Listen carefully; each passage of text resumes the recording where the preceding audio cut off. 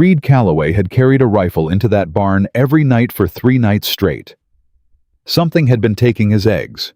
He figured a fox, maybe a coyote grown bold from the drought. He pushed the henhouse door open with his boot and held the lantern high and moved the light slow across the hay. He found the thief. She was 4 years old. Maybe. Sitting in the corner with her knees pulled to her chest, a cracked egg in both hands, yolk running down her wrists, looking up at him with eyes so hollow it stopped his breath entirely. He had never lowered his rifle so fast in his life. If this story moves something in you, subscribe to this channel and follow every part all the way to the end. Drop the name of your city in the comments. I want to see how far this little girl's story travels. The summer of 1879 came down on Harlan County, Texas, the way punishment comes without warning, without apology, and without any particular interest in whether you deserved it. The grass had gone to straw by the middle of June. The creek that cut along the western edge of Reed Calloway's land had dropped so low a man could step across it without wetting the sole of his boot, and the cattle moved slow and stupid in the heat the way animals do when they have given up on things getting better and decided just to survive the day. Reed Calloway was 42 years old and had the look of a man who had made peace with hard things by refusing to look at them directly. He worked his 300 acres alone, had worked them alone for 3 years, since Eleanor had gone in the winter of 1876, the fever taking her in 11 days. There had been no children. That was its own kind of grief. One that sat differently than the loss of a person, quieter and harder to name the absence of something that had never been, rather than the absence of something that had. He did not talk about Eleanor. He did not talk about much. He rose before light, and he worked until his hands were too tired to hold anything, and then he went inside and ate whatever was simplest, and slept without ceremony, and started again. He had 40 hens. They were productive animals, steady and reliable in a way he respected, and the eggs they gave him were both food and small income traded at the dry goods store in Cutter's Mill for what he could not grow or make himself. 3 mornings in a row he had found the henhouse light when he checked it at dawn. Not cleaned out, just short. 4 eggs the first morning, 3 the second, 5 the third. Enough to matter. Enough to tell him it was something deliberate, something that came back. He'd set the lantern on the post outside the henhouse on the 4th night and waited inside in the dark, standing with his back to the wall and the Winchester low, not raised, just in hand. He was not going to shoot a fox. He just wanted to see what he was dealing with. He heard it at 2:30. A sound that was wrong from the start, not the scratch and scrabble of an animal, but something softer, slower, more careful. The creak of the door pulling back an inch, then another, then a pause. Then the door swung wide enough for something small to come through. Reed reached outside the henhouse door and picked up the lantern and turned the flame up and came back through the door and held the light into the corner. She was sitting in the hay with a cracked egg in both hands. The yolk had run down her wrists and dried there. She was wearing a flour sack that someone had cut holes in for her arms and head. No shoes. Her feet were bare and dirty, and the soles were hard the way the soles of feet get when they have been bare on summer ground for a long time. Her hair was dark and tangled, and there was hay in it, which told him she had been sleeping in here, not just coming for the eggs. Her face was thin. Not the thin of a child who ran and played in summer heat, but the thin of a child who had not eaten enough for longer than a few days. She was 4 years old, maybe 4, small enough that the cracked egg she was holding was large in her hands. She looked up at him, and she did not scream. She did not run. She pulled the egg tighter against her chest, the way a drowning person pulls the only floating thing. Reed lowered the Winchester. He did it without thinking about it. There was no thinking to do. He crouched down in the hay and set the lantern on the ground between them and looked at her. She looked back at him. Her eyes were dark brown and enormous in her thin face, and they had a quality he could not name immediately, and then could. They were watchful, the way the eyes of something wild are watchful. Not frightened exactly. Alert. The eyes of something that had learned a long time ago that people moved fast and without warning, and that the only thing to do about that was to see them coming before they arrived. "Hey," Reed said. His voice came out low. He hadn't meant to make it low, it just came that way. "Hey, now, I ain't gonna hurt you." She said nothing. "That's my egg you got there," he said. She looked at the egg. Then she looked at him. Then she looked at the egg again. "You hungry?" She pressed her lips together. She looked at the hay. "That's all right." He sat back on his heels. He thought about what to do and came up with the only thing that seemed to make any sense. "I got more eggs inside. Cooked ones. You want to come inside with me and eat something cooked?" She didn't move. "I ain't gonna take you anywhere you don't want to go." He set the Winchester flat on the ground and slid it away from himself, and she watched it go and then looked back at him. "I just want to know you're all right, and I want you to eat something that ain't raw." A long silence. The hens moved and settled around them. One of them walked past the little girl's leg, and the girl looked down at it. And something happened in her face for just a moment. Something young and ordinary, and then it was gone. "Chicken," she said. Reed looked at her. "That's right," he said. "That's a chicken." She looked at the hen. Then she looked at him. "She don't mind me." "Doesn't look like it," he said. Another silence. Then the girl looked at the egg in her hands. Then she looked at him one more time with those watchful dark eyes, and she did the thing he had not expected. She held the egg out toward him. He stared at it. "Go on," she said. Her voice was so small it was barely sound. "You can have it back." Something moved in Reed Calloway's chest that had not moved in a long time. He cleared his throat. "You keep it," he said. "But come inside with me and I'll cook you a proper one. Deal." She held the egg in both hands and thought about this with the gravity of a child who had been required to make decisions that were too large for her age. Then she said, "Okay." She stood up. She was not much taller standing than she had been sitting. She looked up at him when he rose to his full height and her chin came back, but she did not step away. She just recalculated the size of him and held her ground. Reed picked up the lantern. He walked to the henhouse door. He looked back at her. She was following him. 3 steps behind, holding the cracked egg in both hands. He went to the house, and she followed him across the yard and up the step and through the back door, without being told twice, which told him she was not afraid of the house itself, only of what might be inside it. He hung the lantern. He went to the stove. He put wood in and got a flame going and put the cast iron pan on and cracked 4 eggs into it. Not 2, 4, and fried them in the fat that was sitting in the pan from yesterday's supper, and put them on a plate with a piece of bread that was 2 days old, but still good, and set it on the table. She was standing into the middle of the kitchen with the cracked egg still in her hands watching him. "Sit down," he said, pulling out the chair. "Right there." She looked at the chair. Then she climbed up into it the way small children climb into chairs, the whole body effort of it, the way it takes both arms and a certain amount of determination. She set the cracked egg on the table in front of her, very carefully exactly parallel with the edge of the table, and then she looked at the plate of eggs and bread, and she went completely still. Reed put a fork beside the plate. She picked it up and looked at it and set it down and ate with her hands. He did not say anything about that. He poured water from the pitcher into a cup and set it beside her and went to the other side of the kitchen and leaned against the wall with his arms folded and watched her eat. She ate the way he had never seen a child eat. Not fast, the way hungry children grab at food. Steady, deliberate, like someone who had learned to eat with complete focus because food was not guaranteed, and wasting the experience of it was something she could not afford. She ate every egg. She ate the bread. She drank the water in 3 long swallows. Then she put both hands flat on the table and looked at him and said, "Thank you." 2 words, perfectly clear.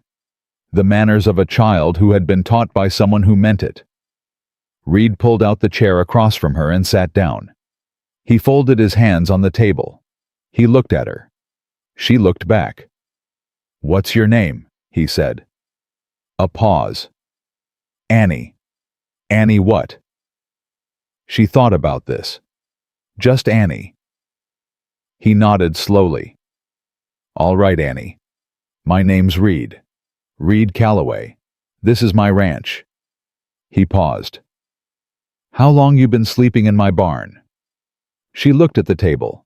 She put one finger on the cracked egg and moved it a half-inch. Since the rain, she said. He thought back. The rain had been 6 days ago. A short, hard rain that had come out of nowhere and left by morning. 6 days. You been eating eggs for 6 days? Mostly. Mostly, what else? She thought about it. Berries. But they ran out. Annie. He kept his voice even. Where are you from? She looked at her hands. Ain't gonna send you anywhere tonight, he said. I just need to know. Town? She said finally. Which town? Cutter's Mill. She said it flat. No particular feeling attached to it, the way you say the name of a place that is only a fact to you, not a home. Cutter's Mill was 4 miles north. He knew it. Dry goods store, a saloon, a blacksmith, a livery, and enough dust and hard luck to make a man grateful he lived 4 miles out. You walked 4 miles? She nodded. Alone. Mm-hmm. He studied her. The flour sack dress. The bare feet with their hardened soles. The way she'd arranged that cracked egg on the table like it was something precious. Annie, where's your mama? The question landed, and she did not answer it right away. She put her finger on the cracked egg again. She moved it a 1/4 inch back. Then she said very quietly, without looking up, Gone. Reed was still. When? After the cold. The cold. The cold had been February, 5 months ago. And your daddy? Don't got one. She said it without drama. As simple as any other fact about the weather or the season. Who were you living with after your mama went? She looked up at him then. Full on. Those dark, watchful eyes, and something in them that he had to work to hold without looking away because of what it held. Not grief. Something past grief. The flatness of a child who has put grief somewhere internal and locked the door on it because grief was a resource she could not afford to spend. Mr. Hicks, she said. He's got the boarding house. Reed knew the boarding house in Cutter's Mill. He knew Gerald Hicks the way you know a man you have bought a drink for twice without ever choosing to and have no particular opinion of either way. A big man, soft around the middle, with a loud laugh and small eyes. He ran the boarding house and took a percentage of the card games that ran in the back room on Fridays. Mr. Hicks know you left. Annie looked at the cracked egg. Yes, sir. He didn't come after you. A silence. He was glad, she said. 2 words. Said the same way she said everything. Flat and without decoration, the way you say things, when you have decided that the truth doesn't hurt less for being softened, so you might as well say it straight. Reed Calloway sat across the kitchen table from a 4-year-old girl who had walked 4 miles alone, who had lived on raw eggs and dried-up berries for 6 days, whose mother had died in February, whose father had never existed on paper, and who had just told him in the calmest voice he had ever heard on a child that the man she'd been left with had been glad to lose her. He breathed out through his nose. He kept his hands flat on the table because he needed something to press against. He hurt you. Reed asked it quiet and straight. No circling. Annie considered this with the honest specificity of a child who did not yet know how to soften things for the comfort of adults. Not like hitting, she said. He just didn't. She paused, looking for the word. He just didn't see me. Like I wasn't there. Like I was the same as the chair. She looked at the chair she was sitting in. The chair don't need to eat, she said. He forgot about the chair a lot. Reed looked at her. This 4-year-old girl describing neglect with a metaphor she had arrived at herself, comparing herself to furniture, saying it without self-pity, because she did not yet know that what had happened to her warranted self-pity, because she had nothing to compare it to. This was simply the shape of how things had been. Well, Reed said carefully, chairs don't eat and you do. You want more eggs? She looked at the empty plate. Then she looked at him. Is that all right? I got 40 hens, he said. I think we can spare a few more. He got up and cooked 4 more eggs and put them in front of her, and she ate them with the same focused, deliberate attention as before. And when she was done, she put both hands in her lap and sat up straight and looked at him. What's going to happen now? She said. He had been asking himself the same thing since he'd found her in the henhouse. He was a 42-year-old man who lived alone on a 300-acre ranch with 40 hens and 3 horses and a house that had been quiet for 3 years. He was not equipped for this. He did not know the first thing about children, specifically about children who were 4 years old and had been made to feel like furniture by a man who should have been protecting them. What he knew was that it was 2:30 in the morning and she had eaten 3 days' worth of food in 20 minutes, and her feet were bare, and she was 4 years old, and she needed to sleep in an actual bed. Tonight, he said, you're going to sleep in the spare room. There's a bed and a blanket, and it ain't hay. He watched her face. Tomorrow we figure out the rest. You ain't sending me back to Mr. Hicks. He looked at her steadily. Not tonight. Not tonight or not ever. He held her gaze. She was 4 years old, and she was asking the question with the precision of a lawyer, which told him she had been promised things before that turned out to only be true for a short time, and she had learned to specify. Not ever, he said. And then he was quiet, because he had not planned to say that, and he did not entirely know yet how he intended to make it true, but he had said it, and it was out in the room now, and he was not a man who took words back. She looked at him for a long moment, the watchful dark eyes running some kind of internal accounting he could not follow. Measuring him, measuring the room, measuring the probability of the word ever meaning what it sounded like. Then she reached across the table and picked up the cracked egg she had carried in from the henhouse and held it in both hands and looked at it. I was going to put it back, she said. After I ate the inside. I was going to set the shell back so it looked right. Reed looked at the cracked shell in her small hands. Why, so you wouldn't know it was me. She looked up at him. I didn't want you to be mad. He thought about that. About a 4-year-old girl carefully reconstructing an empty eggshell in the dark of a henhouse so no one would know she'd been hungry. Not because she was deceptive, because she had learned that her hunger was an inconvenience to other people, and that the most efficient thing she could do was hide it. Annie, he said. She looked at him. You don't have to hide being hungry in this house. She held the cracked egg. She looked at it. She looked at him.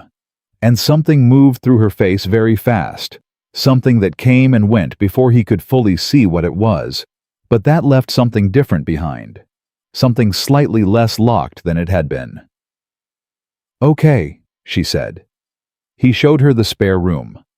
It had been Eleanor's sewing room, once small and plain, with a narrow bed along the wall, and a quilt that had been Eleanor's mother's faded blue with white stitching. He had not been in the room in a year, maybe more. It was clean. That was all he could say for it. Annie stood in the doorway and looked at the bed.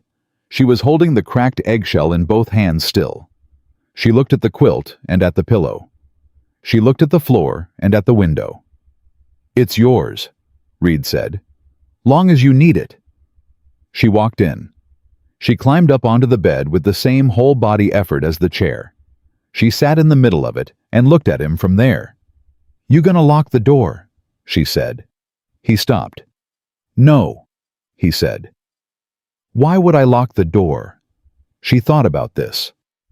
Mr. Hicks locked my door, she said. At night, so I wouldn't come out and eat. Reed put one hand flat on the doorframe. He kept his face still.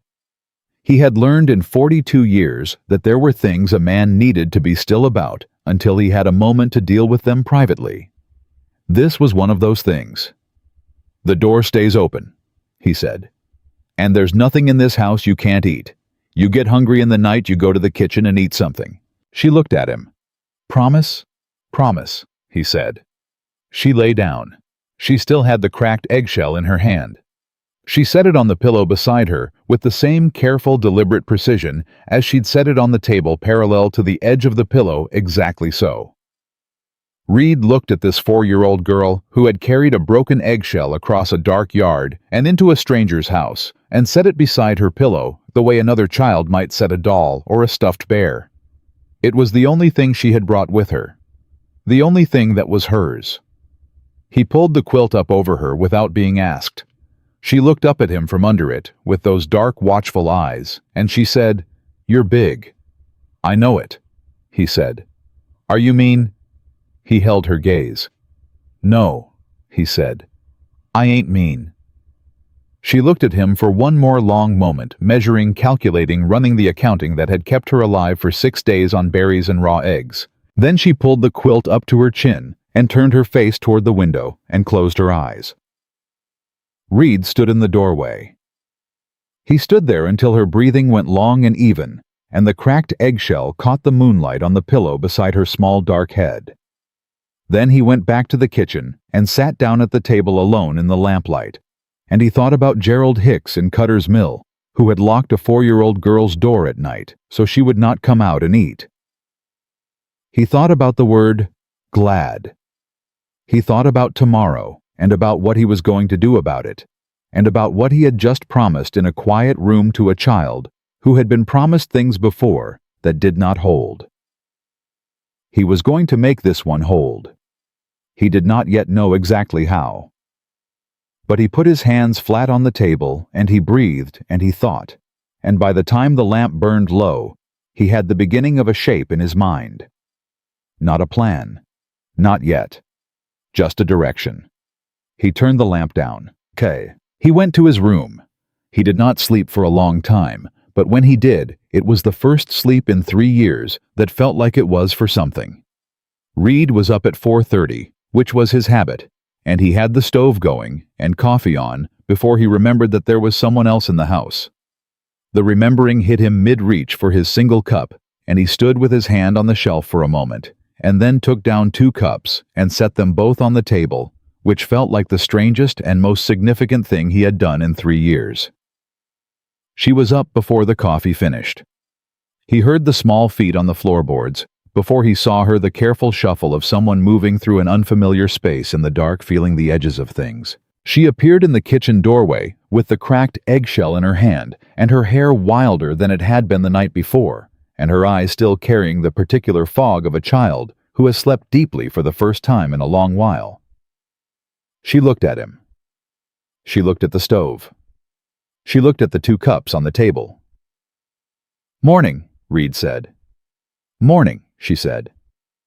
She came to the table and climbed into the same chair as the night before, and set the eggshell in front of her in the same spot parallel to the edge, exactly so.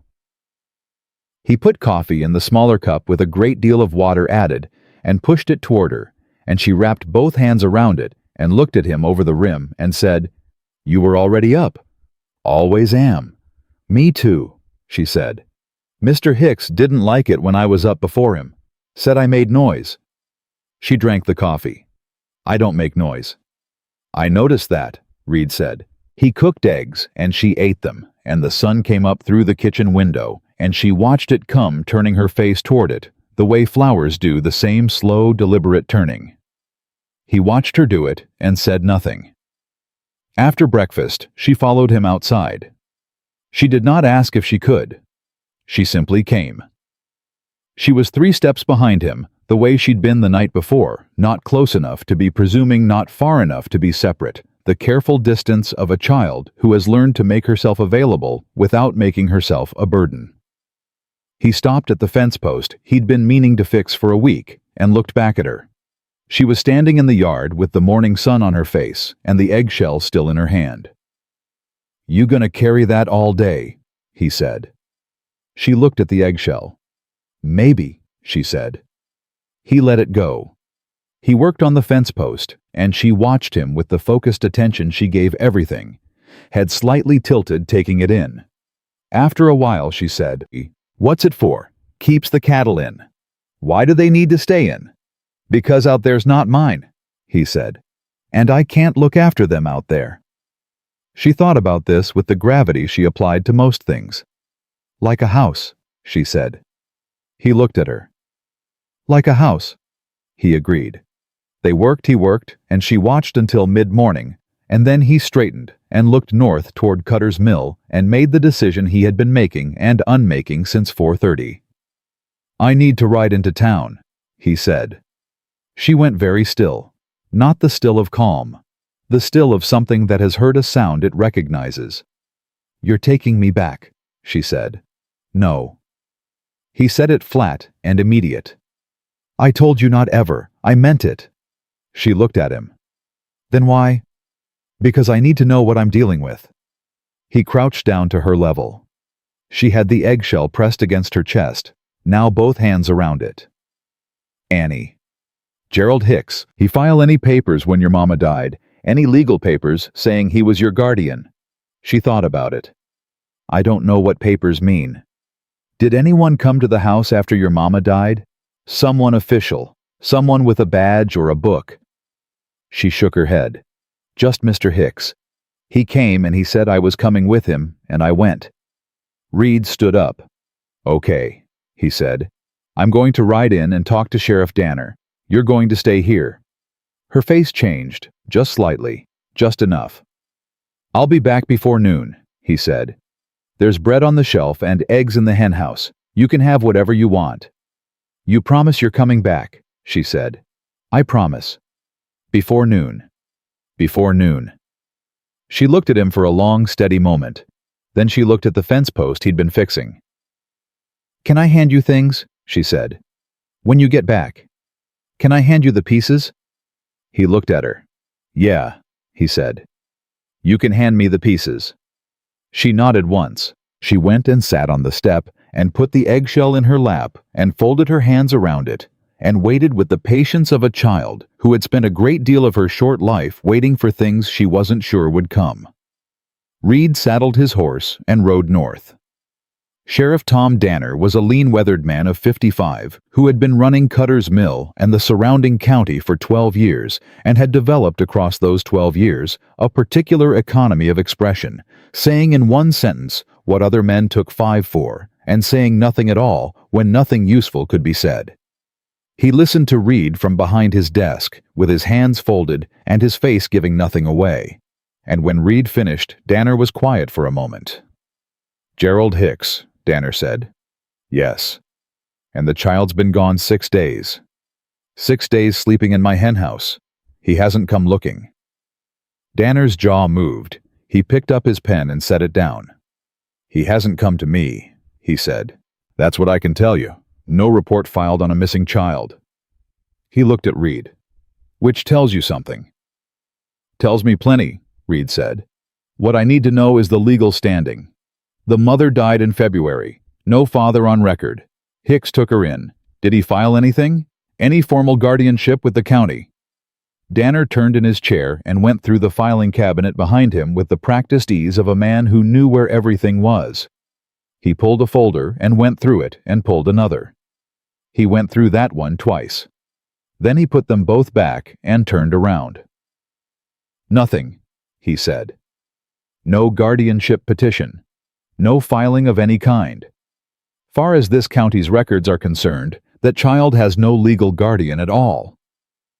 Reed absorbed this, which means Hicks has no legal claim. Which means Hicks has no legal claim, Danner agreed. Which also means nobody does. He looked at Reed across the desk. Including you. I know it. You're telling me you want to change that. I'm telling you I want to know how. Danner picked up the pen this time and actually used it writing something on the paper in front of him. Judge Aldrich comes through on the first Thursday of the month, he said. That's 8 days. You file a petition for guardianship, Aldrich will hear it. He looked up. Hicks can contest it. He said he was glad she was gone, Reed said. His word. His word to you isn't worth much in a courtroom. Danner set the pen down. Reed, I'm going to ask you something direct and I need a direct answer. Go ahead. You're a 42-year-old man living alone. You found a 4-year-old girl in your barn 6 days after she went missing and nobody came looking. And now you want to file for guardianship. He looked at him steadily. I've known you 11 years, and I don't think you're anything but what you appear to be. But this county's going to ask questions. People are going to talk. Let them talk, Reed said. I've been giving them nothing to say for 3 years. They need the entertainment. Something shifted in Danner's face. Not quite a smile, the suggestion of one. You got anyone who'll stand up for you, character witnesses? Reed thought about it. I got 11 years of neighbors, he said. I pay my debts. I keep my fences. I've never given anyone cause to doubt my name. That's a start, Danner said. He wrote something else. There's something else you should know. Hicks is going to find out you've got her. This is a 4-mile county Reed. It talks. He looked up. When he does, he may come to you.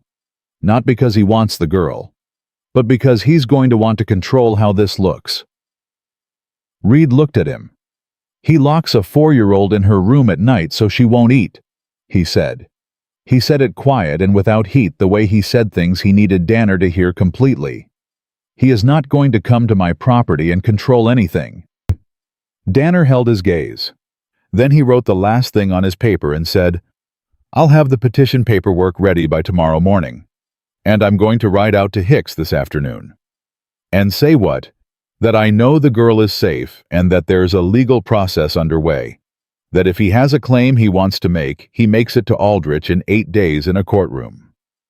Danner folded his hands. And that if he shows up at your property before then, he answers to me. Reed stood up and picked up his hat. I appreciate it, Len. Reed. Danner stopped him. The child. How is she? He thought about Annie turning her face toward the morning sun. He thought about her setting the cracked eggshell parallel to the edge of the pillow. He thought about her asking if he was mean and accepting his answer with the careful deliberation of someone who was choosing to trust 1 degree at a time. She'll be all right, he said. She just needs time. He was back before noon. He came through the gate, and she was on the step where he'd left her, the eggshell in her lap, hands folded around it. She looked up when she heard the horse, and something in her face shifted something fast, and then contained. But he had seen it. The relief of a child who had been waiting for a thing and had not been entirely certain it was coming. You're back, she said. Told you I would be. She looked at him with those dark, watchful eyes. What happened in town? He unsaddled the horse and put it in the paddock and came and sat on the step beside her. She moved over to make room, which she didn't need to. The step was wide enough, but she moved anyway, and he sat and looked at the fence line in the middle distance and thought about how to say it. I talked to the sheriff, he said. There's a judge coming in 8 days. There's going to be a hearing about who looks after you proper and legal. She turned the eggshell in her hands. Is Mr. Hicks going to be there? He might. Is he going to try to take me back? Reed looked at her. He might try, but Annie listened to me. He didn't file any papers when your mama died. He's got no legal claim on you. In that courtroom in 8 days, all he's got is his word, and his word is that he was glad when you left. She thought about this. She turned the eggshell once more. What if the judge believes him anyway? She said. What if he says things that sound right even when they ain't? He looked at her. 4 years old, and already she knew that the most dangerous lies were the ones that sounded reasonable. He didn't know whether to be impressed or heartbroken, and settled on both. Then we tell the truth louder, he said, and we make sure the right people are in that room to tell it with us. She looked at the fence line. Then she looked at the eggshell.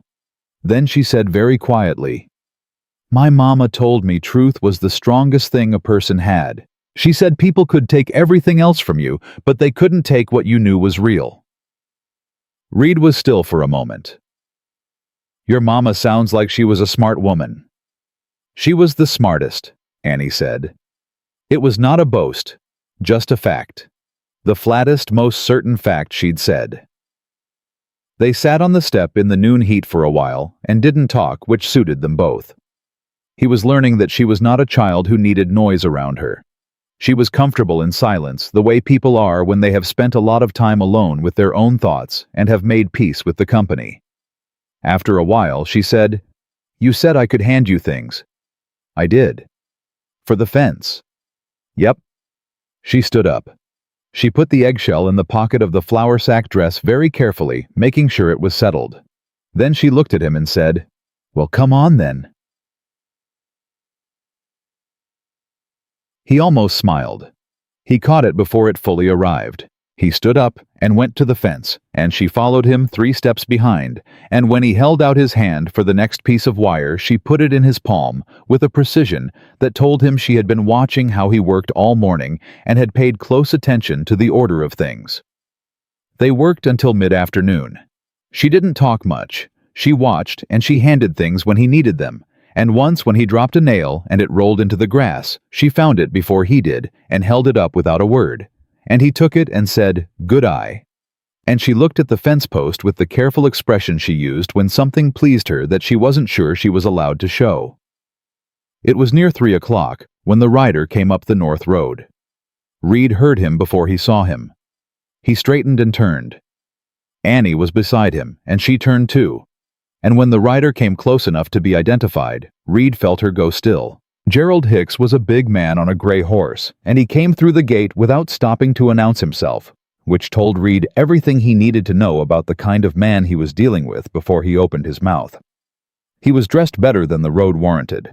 Good coat, clean hat. The clothes of a man who had thought about how he was going to look when he arrived. He pulled the horse up and looked down at Reed, and his eyes went to Annie, and stayed there for a moment with an expression that was not warmth, and was not anger, and was something Reed recognized as the look of a man performing concern while calculating odds. "Name's Gerald Hicks," he said. He did not get down from the horse. "From Cutter's Mill. I think you got something that belongs to me." Reed put himself between Hicks and Annie. 1 step, quiet and deliberate. "I got a little girl who walked 4 miles barefoot because she was hungry," he said. "That what you mean?" Hicks smiled. It was a practiced smile, wide and seemingly easy, and Reed watched his eyes the entire time it happened and noted that the eyes did not participate in it at all. "Now I know how this looks," Hicks said. "I've been worried sick about her. I had no idea where she'd gotten to." "Sheriff Danner says you didn't file a missing child report," Reed said. Something moved behind Hicks's eyes. Very fast. He got it back. "I was handling it privately," he said. "Didn't want to make a fuss. She runs off sometimes, gets ideas." He looked at Annie over Reed's shoulder. "Isn't that right, honey? You scared me half to death." Annie said nothing. She stood behind Reed with both hands at her sides, and she looked at Gerald Hicks the way she looked at everything precisely and without reaction, cataloging him. "She don't look scared," Reed said. "Well, now she's a child," Hicks said. He shifted in the saddle. "Look, Mr. Calloway. Mr. Calloway, I appreciate you taking her in. That's a Christian thing, and I mean it. But she's my responsibility. Her mama was a woman I knew. I took the girl in out of the goodness of my heart when there was nobody else." He put a hand over his chest. "I got a duty to that child." "You locked her in her room at night so she wouldn't come out and eat," Reed said. The smile held, but it was working harder now. "She'd tell you that, like I said, she gets ideas, creates stories. Grief does that to children." He shook his head with the slow, sorrowful movement of a man heavily burdened. "She's a good girl at heart, she just—" "Mr. Hicks."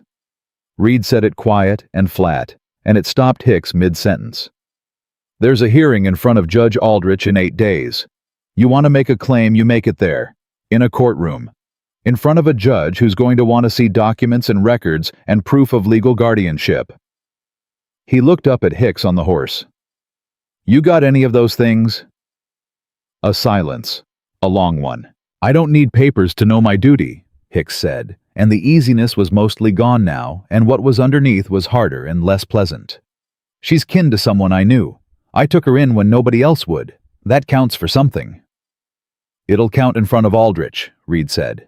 That's where you make your case, not here. Hicks looked at Annie one more time. Something passed through his face that Reed did not like and could not fully name. Then he looked at Reed and let the smile go entirely and said, "You don't know what you're getting into, mister." "Tell me in the courtroom," Reed said. "Today, you leave this property." Hicks held his gaze for a long moment. He was doing the math the way men like him always did, measuring the obstacle, measuring whether this ground was worth defending right now or whether there was a better angle to come back at it from later. He chose later. He turned the horse and rode back through the gate without another word. Reed stood where he was until the sound of the horse faded north. Then he turned around. Annie was standing exactly where she'd been, both hands at her sides, eyes on the road where Hicks had gone. Her jaw was set in the particular way of a child holding something very tightly inside. "You heard," Reed said. "Most of it." "You all right?" She looked at him. "He said I make things up," she said. "He says that. When people ask him about me, that's what he says. She makes things up. She's not right since her mama died." Her voice was even. Completely even. "He's been saying it since February, long enough that some people believe it now." Reed looked at her. "Do you make things up?" She met his eyes. "No," she said. "I know it," he said. "And in 8 days we're going to stand in front of a judge and we're going to say it where it counts." He paused. "But Annie, he's going to come back before then. Not here maybe, but in town. He's going to talk to people, and he's going to tell his version of things, and some people are going to believe him because he's a grown man, and you're 4 years old, and that's just how the world works sometimes." She looked at the road.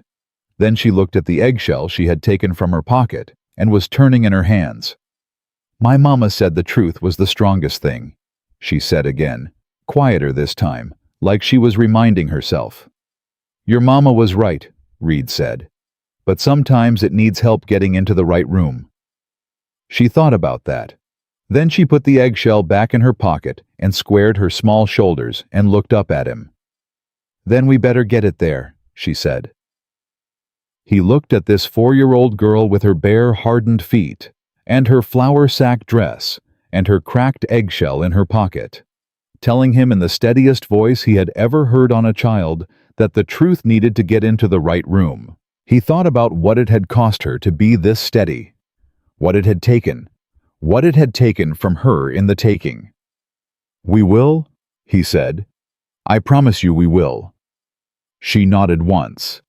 Then she turned and walked back toward the fence they'd been working on, and picked up the next piece of wire and held it out to him. He took it. He went back to work. And she stood beside him in the long afternoon heat, handing him pieces one at a time, and the fence went up straight and solid between the land that was his and the land that was not. And somewhere in the back of his mind, the shape of what needed to happen in 8 days was getting clearer, and he was already thinking about who in this county knew him well enough to stand up and say so in a room where it mattered. The next 3 days were quiet in the way that things are quiet before they aren't.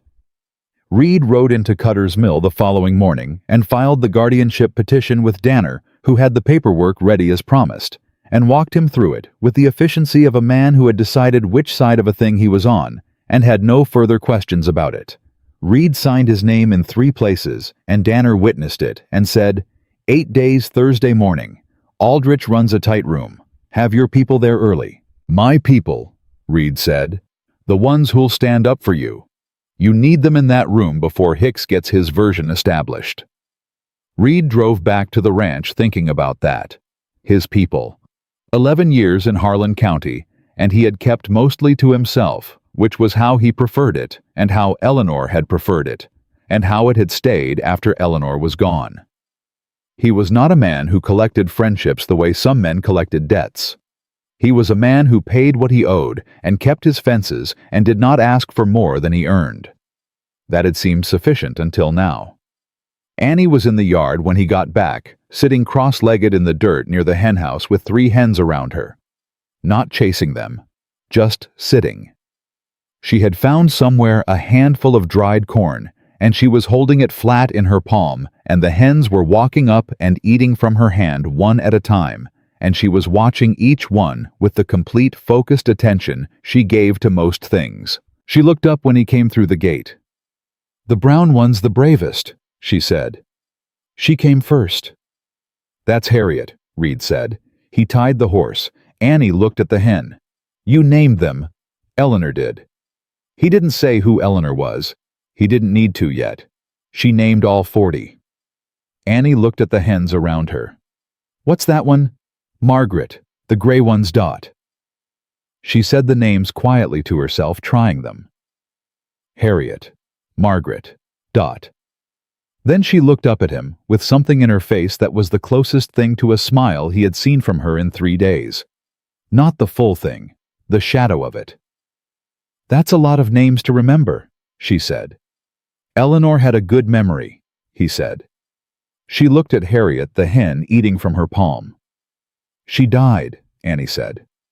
It was not a question. 3 years ago. "Did it hurt?" She said it with the directness of a child who had not yet learned that some questions were supposed to go unasked. "When she died, did it hurt you a lot?" He was quiet for a moment. He crouched down and took his hat off and looked at it. "Yeah," he said. "It did. My mama's dying hurt me so much I couldn't breathe for a long time," Annie said. She said it flat and even. Like there was something sitting on my chest. I kept thinking if I was very still, it would go away. She looked at him. "Does it go away?" He thought about the honest answer. "It gets smaller," he said. "Takes up less room, but it doesn't go all the way."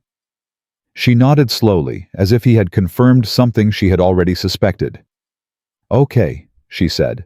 Just that. The way she said it when she had decided something was true and was filing it away. Then she went back to the hens. He stood up and watched her for a moment, this 4-year-old girl sitting in the dirt of his yard talking about grief, with the plain matter-of-fact clarity of someone who had been living inside it long enough to understand its geography. He thought about Danner's words, his people. He thought about who in this county had known him long enough and well enough to say something useful in Aldrich's courtroom. He thought about Vera Sutton. Vera Sutton had run the dry goods store in Cutter's Mill for 23 years, first with her husband Carl, and then alone after Carl died, and she had the kind of quiet, persistent authority that came from being the person a whole county depended on, for flour and salt and lamp oil, and the particular brand of no-nonsense counsel she gave freely to anyone who came through her door with a problem they couldn't solve on their own. She had known Reed since he'd first come to Harlan County. She had sat with Eleanor in the last weeks. She had brought food to the ranch after Eleanor was gone, and set it on the step, and left without making him feel like he owed her anything for it. Which was the right way to do it, and not everyone knew it. He rode back into town that afternoon and went to see her. Vera listened to him from behind the counter, the way she listened to everything straight-backed and completely still, her hands folded on the wood. She was 61 years old and had a face that had stopped apologizing for what it thought a long time ago. When he finished, she said, "Gerald Hicks." "Yes." "I know Gerald Hicks," she said. "Not well. Well enough." She was quiet a moment. "He came in here 3 days ago, bought tobacco and told Frank Ellers at the bar that a little girl from his care had run off with a strange man who'd found her on the road." She looked at Reed.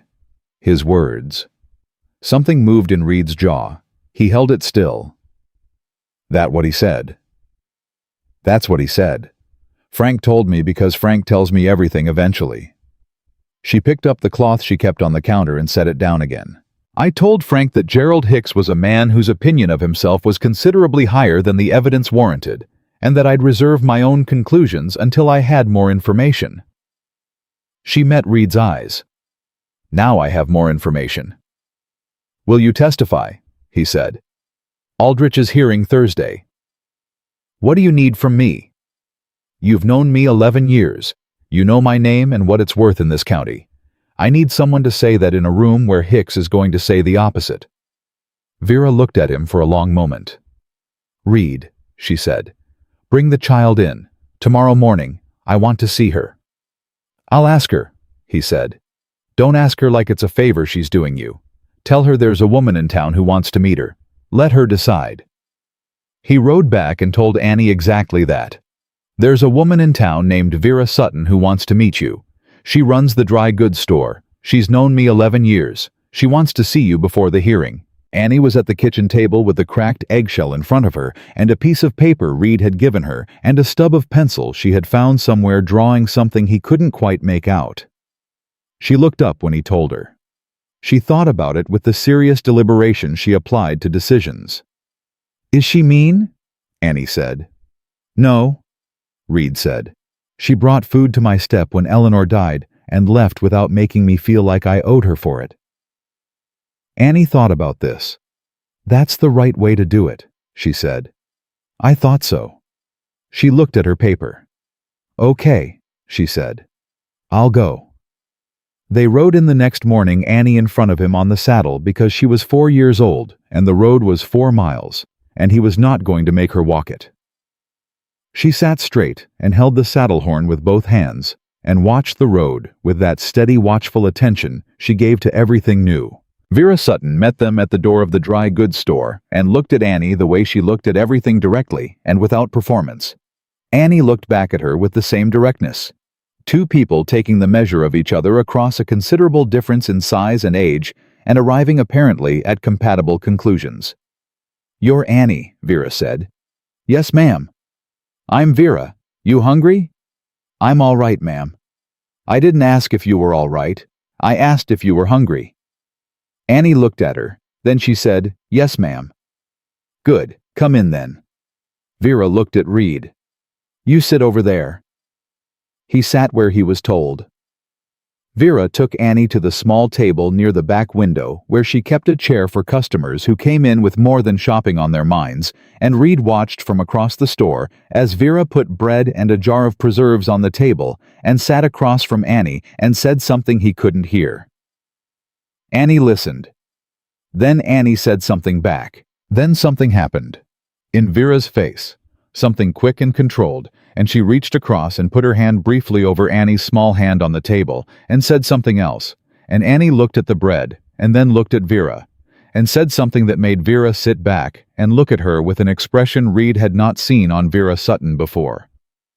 Something that was past, impressed, and not quite heartbroken, and landed somewhere in between. They talked for 20 minutes. Reed drank the coffee Vera's girl brought him and watched the two of them from a distance and did not try to hear what was said because it was not his to hear. When it was done, Vera brought Annie back and stood with her hands folded and said, "Thursday morning I will be in that courtroom. I've already sent word to Bess Aldridge and Harlan Cooper, who both know you and know this county, and have no particular love for men who perform generosity while practicing something else." She looked at Annie. "You held up well in there, honey." "My hands are shaking," Annie said. She held them up. They were very slightly. "Mine too," Vera said. "And I'm 61 years old, and I've been doing hard things for 40 of them. Shaking hands just means you're doing something that matters." She straightened Annie's collar, which had gone sideways. "You come back and see me after Thursday." "Yes, ma'am," Annie said. They were riding back south when Annie said, "She cried." Reed looked down at her. "Vera Sutton." "Just a little. She turned away, but I saw it." Annie held the saddle horn. "I told her about the eggshell. Why I kept it." "Why do you keep it?" She was quiet for a moment. The horse moved steady under them, and the road went south through the dry grass. "Because my mama used to collect things," Annie said. "Little things, a pretty rock, a blue feather, a piece of ribbon. She kept them in a tin box, and she said everything you kept was a piece of something that happened to you, and you could look at it later and remember you were there." She looked at the road. "The egg was the first thing that happened to me that wasn't bad," she said. "I mean, I was hungry and scared, and I didn't know whose barn it was. But the hen, the brown hen, she didn't mind me. She just sat there next to me in the dark, and didn't mind me at all." She paused. That felt like something worth keeping. Reed looked at the road and did not trust himself to speak for a moment. He breathed through it. "Harriet's always been the friendly one," he said when he had his voice back. "She knew I wasn't going to hurt her," Annie said simply. They got back to the ranch by mid-morning, and the rest of the day was ordinary, and wasn't the way days are when something large is coming, and the dailiness of things feels both important and insufficient. Annie fed the hens and learned all 40 names by afternoon, which she accomplished by going to Harriet first and working outward using Harriet as a fixed point of reference, which was exactly how he would have approached it if he'd needed to learn 40 names.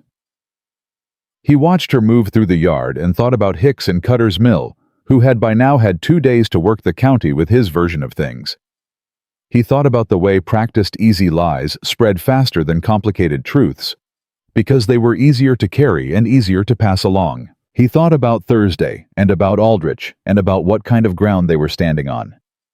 He was thinking about all of this when Annie came and stood beside him at the fence and said, "He's been talking about me."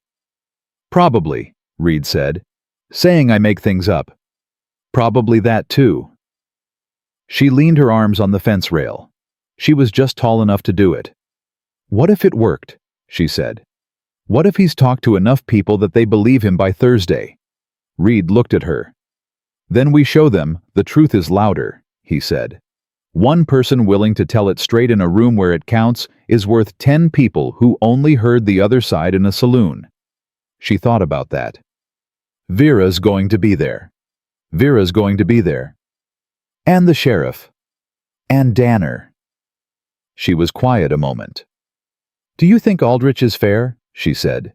"I think he's the kind of man who looks at documents and dates and asks specific questions, and doesn't care much for performances," Reed said. "Which works in our favor." She looked at the cattle in the field. She chewed her lip. Then she said the thing he had not expected, the thing that stopped him cold in the middle of a Texas afternoon. "I want to talk," she said. "In the courtroom. I want to say it myself." He looked at her.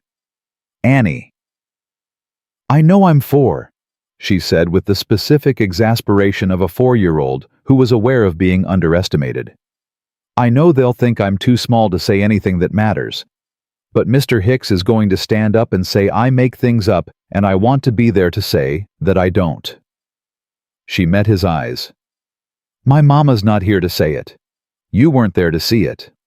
I was the only one there for most of it, and I should be the one to say so." Reed looked at her. He thought about the risk of it, about Hicks's lawyer, if he brought one, about the way a small child in a courtroom could be dismissed or manipulated, or made to seem exactly the thing Hicks was already claiming she was. He thought about all of that. Then he thought about the way she'd told him she was hungry when Vera asked her directly, about the way she'd held the eggshell out to him in the henhouse and said he could have it back, about the way she'd sat on that step all morning waiting for him to come back and had not for 1 second believed he would fail to do it, because she had decided to trust him, and she had meant it, and she stood behind what she meant. "You'd have to be steady," he said. "Whatever Hicks or his lawyer says about you, you stay steady. You say the truth plain and without decoration, and you don't let them shake you." "I know how to be steady," she said.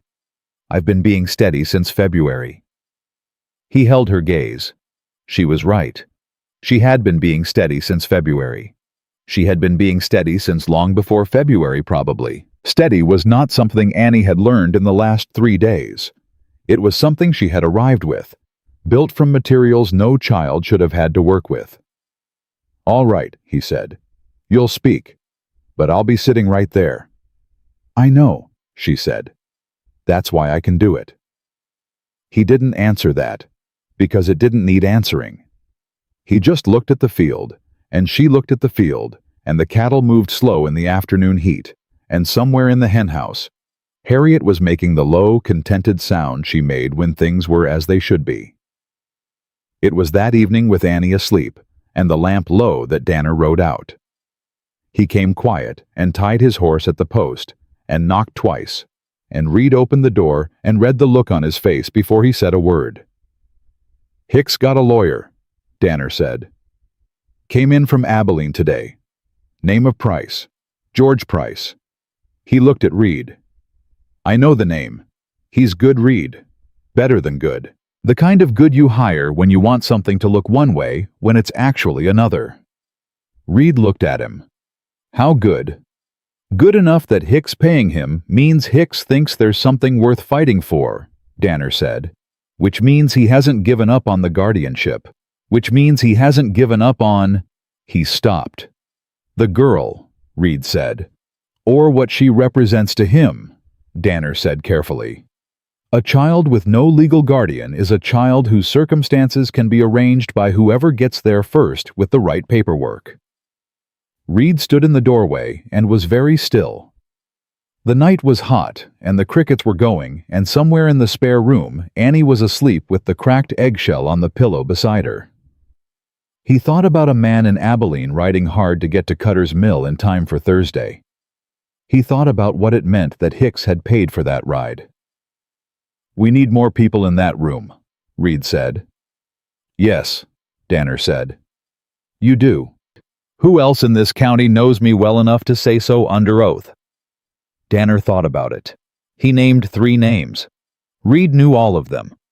He would ride to see each one in the morning. He would not ask them as favors.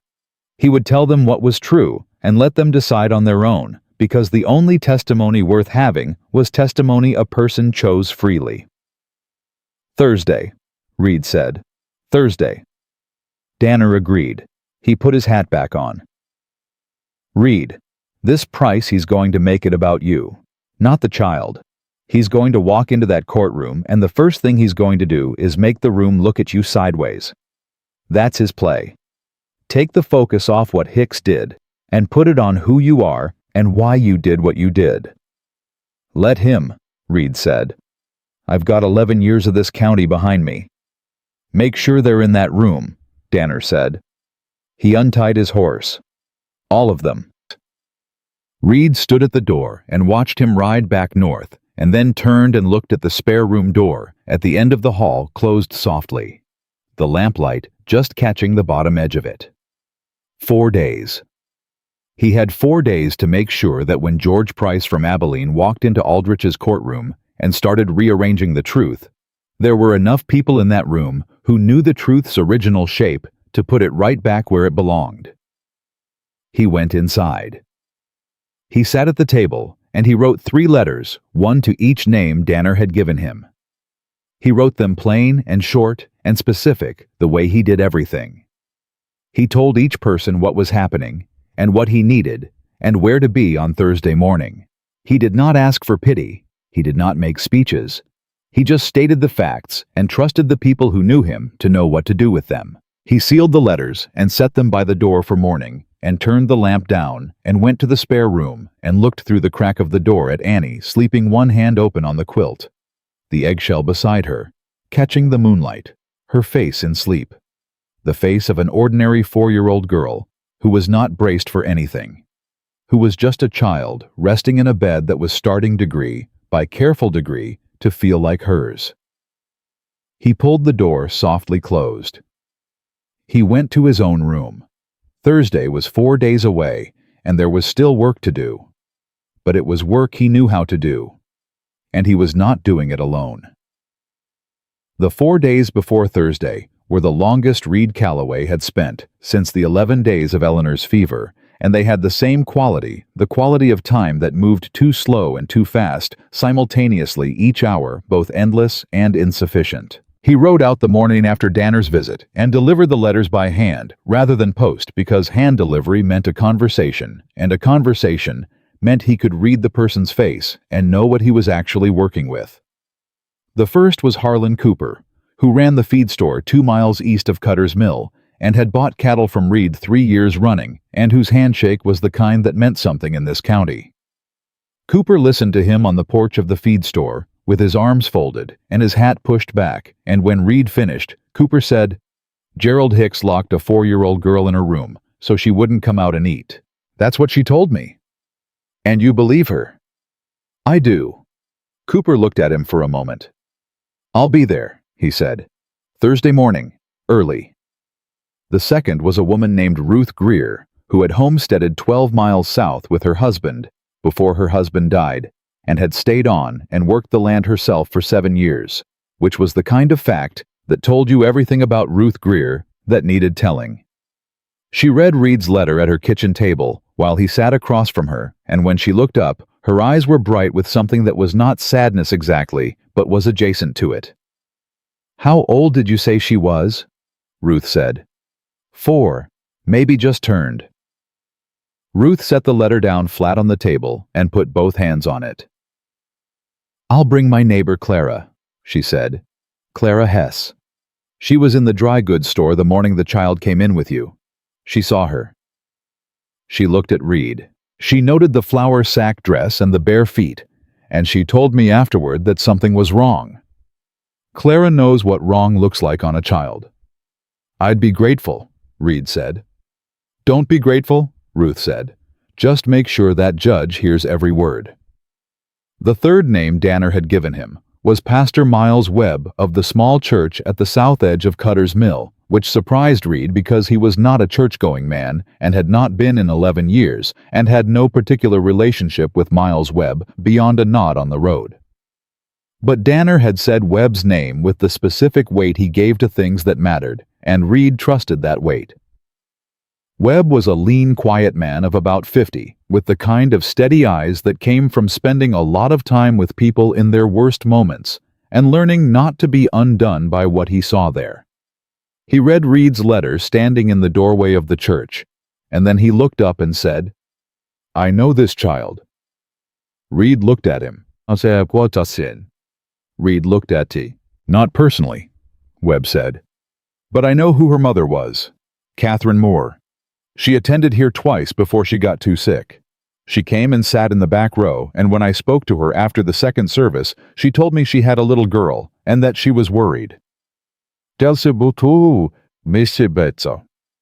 He paused. "She asked me if there was anyone in this town who would look after a child if something happened to her." He looked at Reed. "I told her I would ask around. I didn't ask fast enough." The silence stretched. Reed held it. "I'll be in that courtroom," Webb said, "and I'll say what I know and what I should have done sooner." He folded the letter. "That's the least I owe that woman."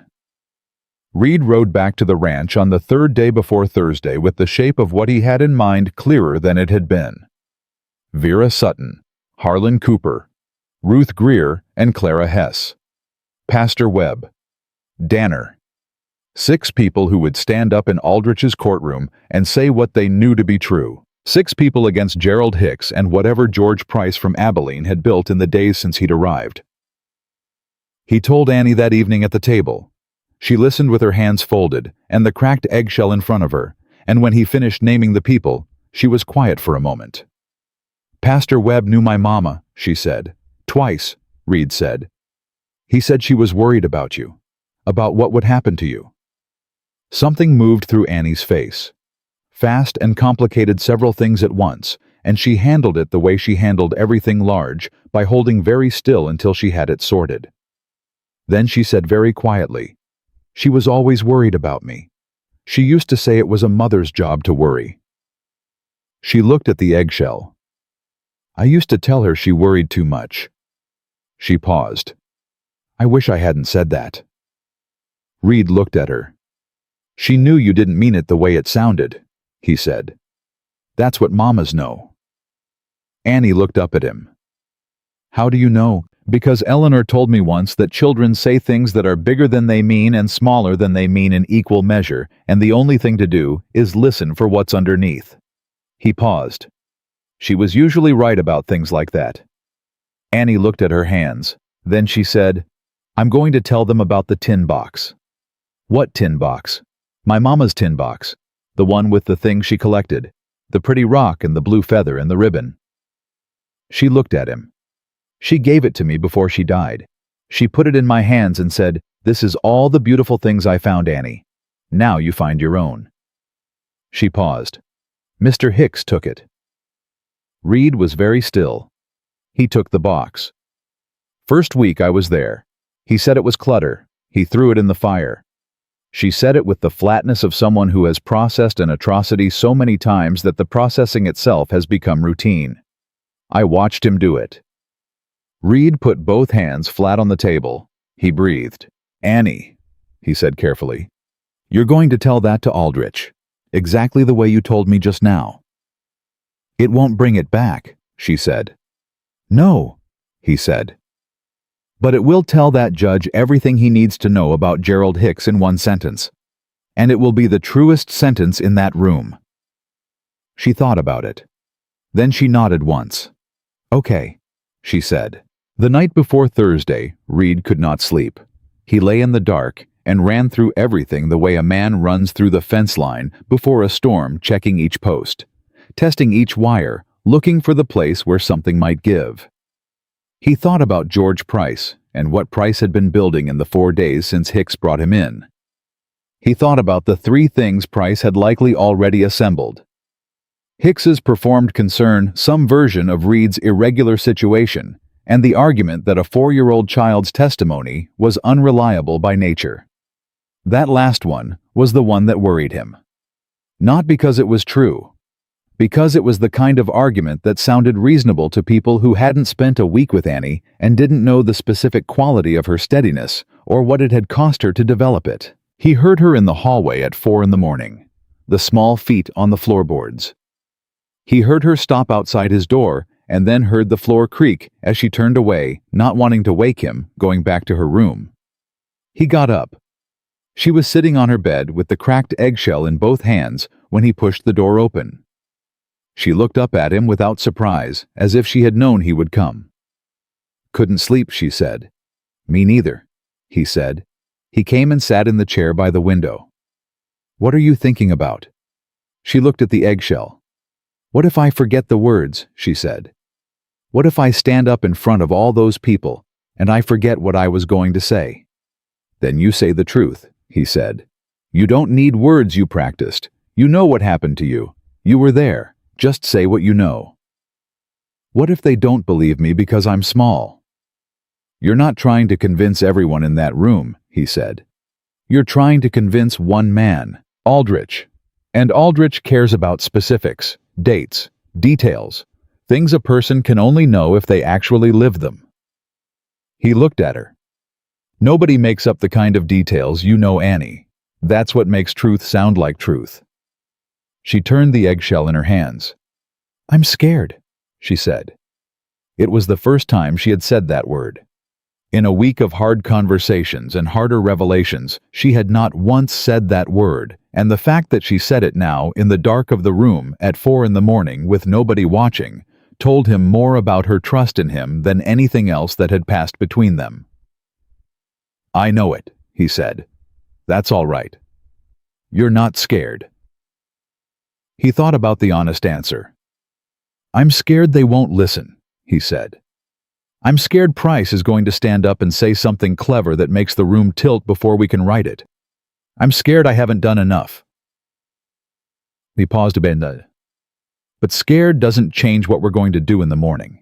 We're going to ride into that town and walk into that courtroom and say what's true. All of it. And we're going to let the room decide."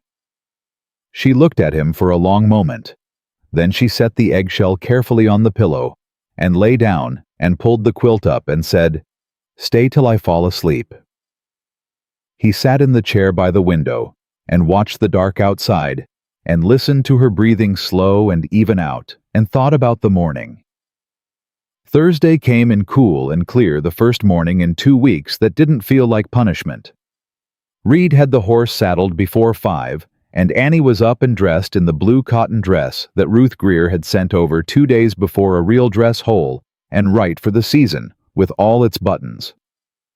She had braided her hair herself, not perfectly, but with the earnest determination of a child who had decided how she was going to present herself and was seeing it through. She came to the kitchen and put the cracked eggshell in the pocket of the dress and looked at him. "Ready," she said. The courtroom was in the back of the county building, a plain room with plain benches and a high window that let in the morning light. It was already half full when they arrived, which Reed had not prepared himself for and had to absorb quickly. He had expected Vera and Cooper and Ruth and Clara and Webb. He had not expected the others. There were faces from the eastern ranches, people he had sold cattle to and bought wire from and nodded to on the road for a decade. There was the woman from the millinery shop who had seen Annie in the street 2 days ago when Reed had brought her into town for supplies, and who had apparently gone home and told her husband, and her husband had told someone, and so on in the way of small counties where information moved faster than horses. There was old Bess Aldridge, 70 years old, if she was a day who had known Reed's father before Reed was born, and who had made the 8-mile ride from her homestead in a wagon that morning, for reasons she had not told anyone, but which were visible in the set of her jaw. Annie stood in the doorway and looked at the room. Reed watched her look at it. He watched her take in the faces one by one, doing the inventory she always did, measuring, assessing, noting who was there and what they represented. Then she looked at the respondents' table, where Gerald Hicks was already seated. Good suit, straight collar. The complete picture of a responsible man of affairs, beside him a lean, sharp-faced man in his 40s, who was arranging papers with the brisk certainty of someone who had done this many times, and was confident in his preparation. Hicks looked up when they came in. He looked at Annie with an expression that had warmth in it, the way a painted window has light, the appearance of the thing without its substance. Annie looked at him for exactly 2 seconds. Then she turned away and walked to the petitioner's table and sat down and folded her hands and faced forward. Reed sat beside her. Vera Sutton caught his eye from the third bench and gave him a single slow nod. Harlan Cooper beside her did the same. Ruth Greer had Clara Hess next to her, and Clara Hess had the particular expression of a woman who had been waiting to say something for several days and was ready to say it. Pastor Webb sat at the end of the second bench, with his hands folded on his knee, his eyes on the front of the room. Judge Aldrich came in at 8 sharp, and the room went quiet. He was a compact man of 60, with steel gray hair and the manner of someone who had given up entirely on the performance of authority, because the real thing had long since made the performance redundant. He settled his papers without ceremony and looked at the room over his glasses, with the particular gaze of a man who missed very little and forgot even less. "This is a hearing on petition for emergency guardianship," he said, "filed by Reed James Calloway, on behalf of Annie, a minor of approximately 4 years, surname unknown, formerly in the informal care of Gerald DeWitt Hicks of Cutter's Mill." He looked at both tables. "We'll hear from the petitioner." Reed stood. He said it the way he did everything, plain and in order. He laid out the facts from the beginning: the henhouse, the 6 days, the bare feet, and the flour sack dress. The conversation in the kitchen at 2 in the morning, the raw eggs and the dried berries, the locked door. He spoke about Hicks's visit to the ranch and the word glad. He spoke about the petition and what Danner had found in the county records, and what Danner had not found, which was any formal document establishing Hicks as the child's legal guardian. He did not perform it. He did not editorialize. He put the facts in front of Aldrich like fence posts, one after another, solid and evenly spaced, and let the structure speak. He sat down. The room was quiet. George Price rose smoothly and built his case with the efficiency of a man who knew exactly which levers to pull and in what order. He was good. Reed had expected him to be good, and he was better than that. He questioned the irregularity of Reed's arrangement with the careful phrasing of a man who could plant a suggestion without stating it outright. He described Hicks as a man who had taken in a troubled child out of genuine concern, and who had found the responsibility more challenging than expected, which was not a crime. He used the word challenging twice, and unstable once, and each time he used those words he let them sit in the air a moment, before moving on, giving the room time to absorb them. He was careful not to attack Annie directly. He was too experienced for that. Instead, he built a frame around her, a frame made of words like difficult and confused and grief-stricken and trauma. And inside that frame, any statement Annie made in this room would be subject to the question of whether it was truth or the product of a disordered child's disordered understanding of her own experience. Reed sat through it with his hands flat on the table and watched Aldrich's face. Aldrich's face did nothing in particular, which told Reed nothing in particular, which was exactly what made Aldrich effective, and exactly what made sitting across from him difficult. When Price sat down, Aldrich looked at Reed. "You have witnesses?" "Yes, sir." "We'll hear them." Vera Sutton went first. She stood and spoke with the plain authority of a woman who had been telling the truth in public for 61 years and had no plans to change. She confirmed what she had seen when Reed had first brought Annie into town, the dress and the bare feet, and the way the child held herself. And she said something that Price had not anticipated and could not object to without making himself look worse. She said, "I have known Reed Calloway for 11 years. I have sold him goods and extended him credit and watched him deal with loss in the way that decent men deal with loss, which is quietly and without complaint. In 11 years, he has not given me, or anyone in this county, cause to doubt his character. Not once." Price rose to cross-examine and asked Vera whether she had any direct knowledge of Gerald Hicks's conduct in the home. Vera looked at him and said, "I have direct knowledge that a child in his care walked 4 miles alone on bare feet and chose to eat raw eggs in a stranger's henhouse rather than go back. That tells me what I need to know about his conduct." Price sat down. Harlan Cooper said much the same thing about Reed in fewer words, which was Cooper's way. Ruth Greer spoke about the flour sack dress and what it indicated about the quality of care a child had been given. Clara Hess confirmed that she had seen Annie on the street and had noted immediately that something was wrong, and had said so to her husband that same evening. Pastor Webb spoke last of the witnesses, and he spoke about Catherine Moore, Annie's mother, and the 2 times she had come to his church, and the question she had asked him about who would look after a child if something happened, and the answer he had given that he had not followed through on quickly enough. He said, "I owe that woman an apology I can no longer give her. What I can give her is the truth about her daughter spoken in a room where it counts." Price cross-examined each witness with the skilled precision of a man trying to find a gap in a wall that had been built without gaps. He found none that mattered. Then Aldrich looked at Annie. The room went very still. "Young lady," Aldrich said. His voice was not unkind. It was the voice of a man who understood that what he was about to do required both directness and care. "I understand you'd like to speak." Annie stood up. She stood at her full height, which was not considerable, and she looked at Judge Aldrich directly, and she said, "Yes, sir. You understand, you need to tell me only what is true, nothing extra, just what you know." "Yes, sir," she said. "I only know true things." Something moved in Aldrich's face, something small and fast that he controlled immediately. "All right," he said. "Tell me," Annie told him. She told him about the locked door and the nights without supper and the flour sack dress that had been her only dress for 8 months. She told him about the tin box, her mother's tin box with the pretty rock and the blue feather and the piece of ribbon, and how Hicks had taken it in the first week and thrown it in the fire, and she had watched him do it. She said it flat and without decoration. She said it the way she said everything, because she had decided a long time ago that the truth didn't need decoration, and that adding any would only give people something to pick at. And then she said the thing that Reed had not known she was going to say. The thing she had not told him, she was planning the thing that came from somewhere so deep and so certain that it arrived in the room fully formed and landed in the silence like a stone in still water. She reached into the pocket of her dress and took out the cracked eggshell and held it up so Aldrich could see it. "This is from Mr. Calloway's henhouse," she said. "It's the first egg I ate when I got there.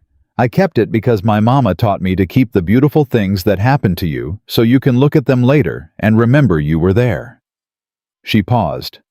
"A hen sat next to me in the dark and didn't mind me. That was the most beautiful thing that had happened to me in a long time." She looked at Aldrich steadily. "Mr. Calloway let me keep the shell. He didn't say it was clutter.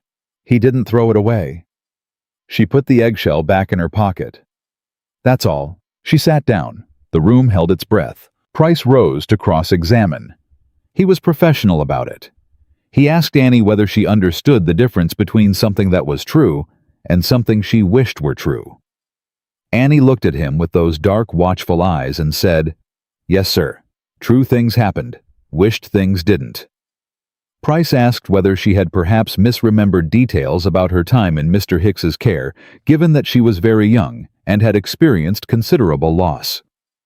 Annie looked at him and said, "I didn't misremember the locked door. I slept behind it every night." Price asked one more question, and Aldrich stopped him before Annie answered. "I've heard enough from this witness," Aldrich said. He looked at Price. "Sit down, Mr. Price." Price sat. He sat with the particular stillness of a man recalculating odds in real time and not liking the new numbers. Aldrich looked at Hicks. "Mr. Hicks, you've heard the testimony. You have an opportunity to respond directly. I'll ask you one question, and I want one answer. Did you at any point lock this child's door at night?" Hicks's practiced easy manner had been draining away since Annie stood up and spoke like water finding its level, and what was left underneath was the actual face of the man, harder and more calculating and considerably less warm. He said, "There were safety reasons. She was known to wander." "That's not a no," Aldrich said. Hicks looked at his lawyer. Price gave him nothing. "There may have been nights," Hicks said. The room exhaled. Aldrich wrote for a long time. He wrote without speaking, and the room held itself around him. Hicks sat at his table and looked at a point on the wall. Price sat beside him and was absolutely still. Reed looked at Annie. She was sitting straight in her chair, with her hands folded on the table, and her eyes on Aldrich and the cracked eggshell making a small shape in the pocket of her blue dress. Her hands were not shaking. They had not shaken once during any of it. He thought about what she had said to him in the dark at 4 a.m. "I'm scared," said plainly and without apology because she trusted him enough to say it. He thought about what she had done with that fear. She had brought it into this room anyway. She had stood up in front of a judge and a lawyer and a man who had tried to make her feel like furniture, and she had said the truth. All of it. With a cracked eggshell in her pocket and her mother's voice in her chest, and the specific, unbreakable steadiness of a child who had decided that the truth was the strongest thing a person had and had staked everything on that being correct. Aldrich set his pen down. He looked at the room. Reed held very still. Aldrich looked at the room the way a man looks at something he has fully made up his mind about and is taking one last moment to be certain of before he speaks it into permanence. "Mr. Hicks," he said, "your informal arrangement with this child was never filed with this court or any court in this county. You have no legal guardianship on record. What you have is a declaration you made to yourself and to your neighbors, and declarations of that kind have no standing before this bench." He set both hands flat on the desk. "The question before me is not whether you intended harm. The question before me is whether the welfare of this child is best served by your continued involvement in her life, and I find, based on the testimony I have heard this morning, that it is not." He looked at Reed. "The petition for emergency guardianship filed by Reed James Calloway is granted effective immediately. Mr. Calloway is named legal guardian of the minor child. Any pending formal adoption proceedings should he choose to pursue them.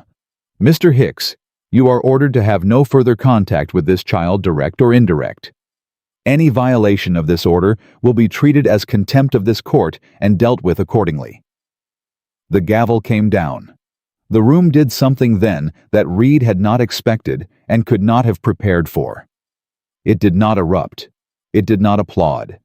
It exhaled the long collective breath of 30 people, releasing something they had been holding since they walked through the door, and in that exhale was everything that words would have made smaller by trying to contain it.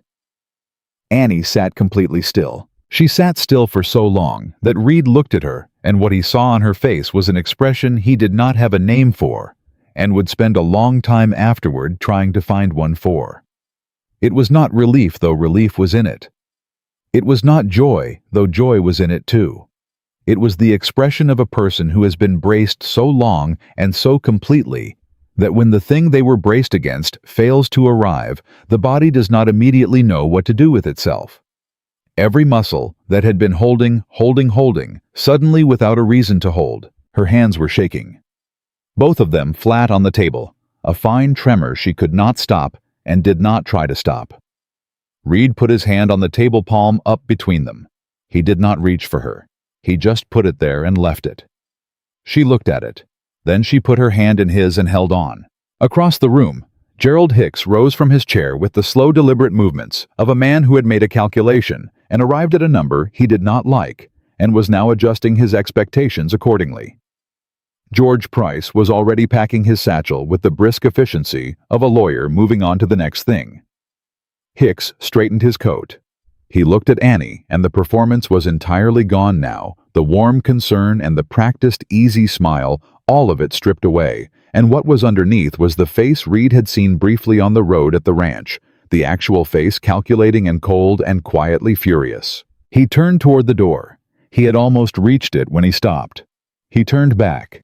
He looked at Annie across the length of the room, and he said it quietly enough that only the front benches could hear it. "Your mother would be ashamed of what you've done today." The room went sharp and still. Annie took her hand out of Reed's. She stood up. She was 4 years old, and she was small, and the room was large, and Gerald Hicks was a grown man in a good suit, and none of that appeared to register with her as relevant. She looked at him across the courtroom with those dark, watchful eyes that had stopped expecting mercy a long time ago, and had found something steadier than mercy to run on instead. "My mama," Annie said, and her voice did not shake at all, "told me to tell the truth even when it cost me. She told me to keep the beautiful things. She told me that what people said about me didn't make it real." She reached into the pocket of her blue dress and held up the cracked eggshell so he could see it. "She would be proud of me today, Mr. Hicks, because I told the truth, and it cost me, and I kept something beautiful, and I didn't let what you said about me make it real." She put the eggshell back in her pocket. "That's all I got to say to you." Hicks looked at her for one long moment. Then he walked out. The door closed behind him, and George Price followed a moment later without looking at anyone, and that was the last Reed Calloway ever saw of either of them in Harlan County. The room let go of its last held breath. Vera Sutton was the first person to reach them. She came around the benches with her good hat slightly askew, and her eyes doing something she was working hard not to let become visible on her face. She put both hands on Annie's shoulders and looked down at her and said, "You held up, honey. You held up better than most grown people I have known in 61 years. Annie looked up at her. "My hands shook," she said. "I know it," Vera said. "Mine were shaking from the third bench." She smoothed Annie's braid where it had come slightly loose. "Shaking hands just mean you did something that mattered. I told you that." "You did," Annie said. Harlan Cooper came next and stood behind Vera and said to Reed, "You did right by her, Reed. From the beginning you did right." He said it plain and without decoration, the way men in that county said things they meant completely, and Reed nodded and held it. Ruth Greer came and crouched down to Annie's level and said, "I want you to come to my place sometime. I got a garden that needs a young person's opinion on it." Annie looked at her. "I know about gardens," she said seriously. "My mama had one." Ruth smiled. "Then you're exactly who I need." Clara Hess came and said nothing at all, but put her hand briefly on top of Annie's head, in the way of someone bestowing something. And Annie looked up at her and said, "Thank you for coming, ma'am." And Clara said, "Of course, child," and moved away before her face did what it was clearly trying to do. Bess Aldridge, 70 years old, came last of the neighbors, and looked at Reed with the eyes of a woman who had known his father and said, "Your daddy would have done the same thing." Reed looked at her. "I know it," he said. "That's why I knew it was right." Pastor Webb waited until the room had thinned, and then came to Annie and stood before her and said, "I knew your mother." Annie looked at him. "I know," she said. "Mr. Calloway told me." Webb looked at her with the careful eyes of a man who had something to deliver and was working up to delivering it properly. "She asked me once who would look after you if something happened to her," he said. "I told her I would find someone. I'm sorry it took me as long as it did to keep that promise." He paused. but I think she'd be all right with how it turned out." Annie looked at him for a long moment. "She would," she said. "She always said it wasn't about fast. She said it was about true." She put her hand in her pocket and touched the eggshell. "You got here true." Webb looked at her and did not speak for a moment. Then he said, "God keep you, child," and picked up his hat and went. Danner found Reed near the door while Annie was talking with Vera and said low and direct, "Hicks left town. Price too. I watched them ride north an hour ago." He looked at Reed.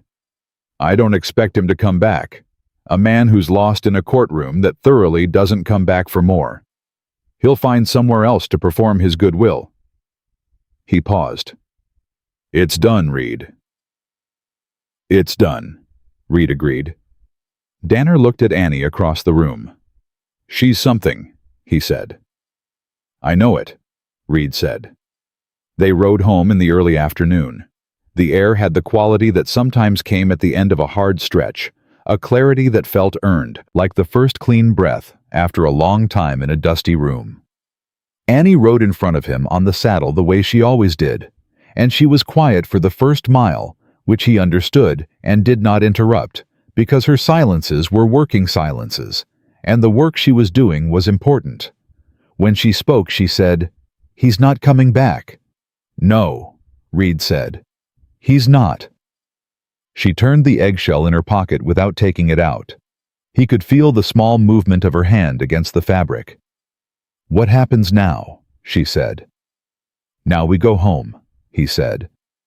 "And tomorrow, you help me with the fence line on the south pasture, and I'll show you how to read the cattle count before fall." She was quiet a moment. "And after that there's a thing called an adoption proceeding," he said.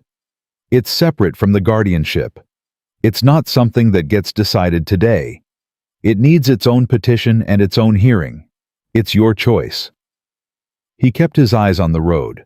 "It'll always be your choice, but I want you to know it exists, and I want you to know that if you wanted it, I would choose it.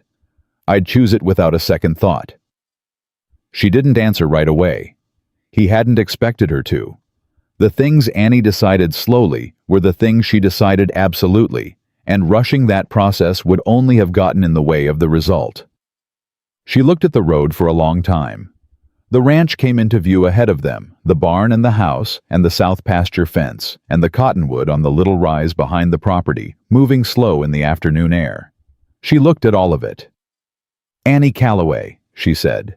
She said it the way she said things when she was deciding them, not asking, not performing, just laying it out and listening to how it sounded in the real air outside of her head where she'd been turning it. She said it again, quieter. "Annie Calloway." Then she looked up at him over her shoulder, and those dark, watchful eyes, the eyes that had stopped expecting shelter a long time ago, and had just now in the last 7 days begun tentatively and carefully, and with full, deliberate intention to expect it again. Those eyes were clear and steady, and entirely without the hollow, exhausted quality they had carried when he'd first found her in the corner of his henhouse, holding a cracked egg against her chest, in the dark. "I want to file the papers," she said. "When you're ready. I want to do it proper in front of Judge Aldrich, and I want it permanent." She looked at the ranch ahead of them. "I've been temporary my whole life. I'm done with temporary." Reed put one hand briefly on the top of her head, the way Bess Aldridge had at the door of the courthouse, the way you do with something you are making a promise to without making a speech about it. Then he put his hand back on the reins. "We'll go Monday," he said. "First thing." She nodded once and faced forward and squared her small shoulders and breathed in the afternoon air that was finally tentatively beginning to feel like it belonged to someone. Like it was the air over a specific piece of ground that was hers to breathe on for as long as she wanted. They rode through the gate of the Calloway Ranch, and Annie sat up straight in the saddle and looked at the henhouse where Harriet was moving in the yard, and at the fence they had fixed together, and at the spare room window, catching the afternoon light. She looked at all of it with the eyes of someone who is seeing a familiar thing differently for the first time, seeing it not as a place she had arrived at, but as a place she was from. Reed unsaddled the horse, and Annie went straight to Harriet and crouched down and let the hen walk into her hands and held her for a moment with the careful, deliberate tenderness of a child, who understood that some things needed to be held gently because they had agreed to trust you, and that agreement was not nothing. "Hey, Harriet," she said quietly. The hen settled in her hands and looked at her with the small bright eyes of an animal that has decided a person is safe and is comfortable demonstrating it. Annie looked up at Reed. "She still knows me," she said. "Animals remember people who are kind to them," he said. She set Harriet down and stood and brushed her hands on the blue dress and looked at him with a directness that he had learned was simply how she looked at things she had decided to trust completely. "I'm going to start supper," she said. "I'll be in after I check the south fence," he said.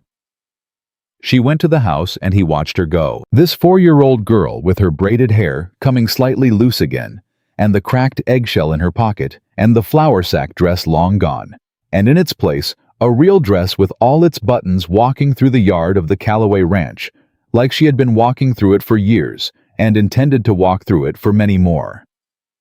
He checked the south fence. 2 posts needed resetting, which he noted and would do in the morning. The cattle were easy in the cooling afternoon, moving slow and content, the way cattle moved when the day was going right. He stood at the fence line and looked north toward Cutter's Mill, and thought about Gerald Hicks riding north on his gray horse, with George Price beside him, and everything he had arrived with, still in his hands, returned to him intact and useless. He thought about Catherine Moore, who had come to a church twice and asked a pastor who would keep her daughter safe, and had died before she got an answer that held. He thought about what it had taken for a woman like that to ask a stranger for help, what it had cost her in pride and fear and love to look at a man she'd met twice and say, "My daughter, please, someone keep my daughter." He thought she got her answer. It just came late and from a different direction than she'd expected. That was sometimes how it worked. The answer came. It just took the long road. He went inside.